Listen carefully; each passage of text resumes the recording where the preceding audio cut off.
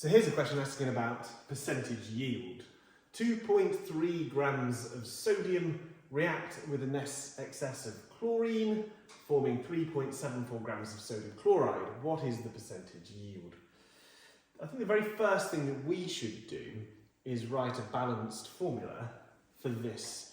Now this is going to be a simple example, and I'm pretty sure that it's going to be a 1 mole to 1 mole ratio of sodium to sodium chloride. However, it might not be, and you would detect that that was the case at this point. So it would be Na, solid, plus Cl2, a gas, going to NaCl, sodium chloride. Of course, there's 2 Cl's there, 1 there, so we need 2 of those, and we need 2 of those. So it's a 2 to 2 ratio, or a 1 to 1 ratio, which makes this more straightforward.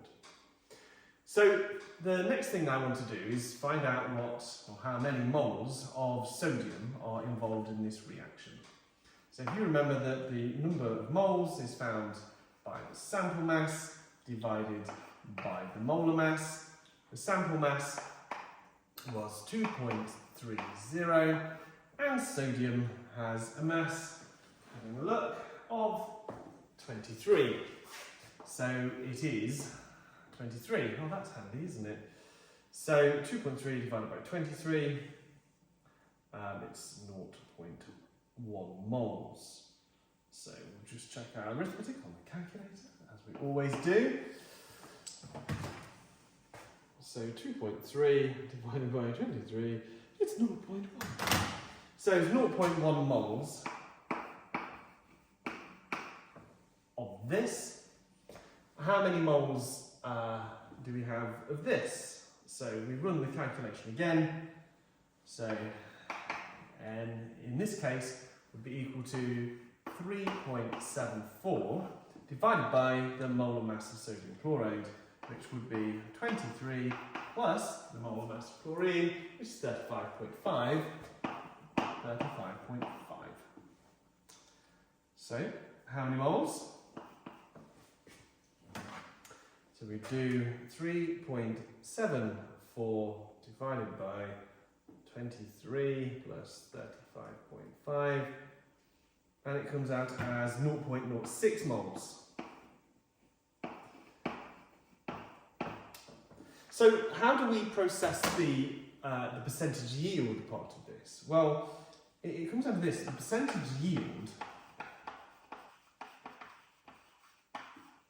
is very much interested in the ratio of what we got divided by what we could have got.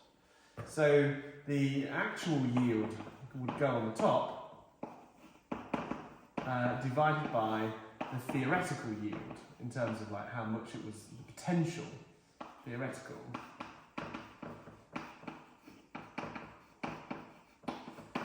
times 100%. So in this case, what we have is our actual yield was 0.06. How many moles of that we made? 0.06 divided by, well, how many moles of that were available? 0.1 times 100%. So that divided by 0.1 gives us 0.64 times 100 is 64. So it had a 64% percentage yield. The only complication to this kind of question is if there was a difference in the mole ratio. It would mean that we would have to be careful at this stage. But it's straightforward. It's, in this section, very similar to working out your percentage on the score of a test. It's what you got on the test divided by the theoretical maximum for that test.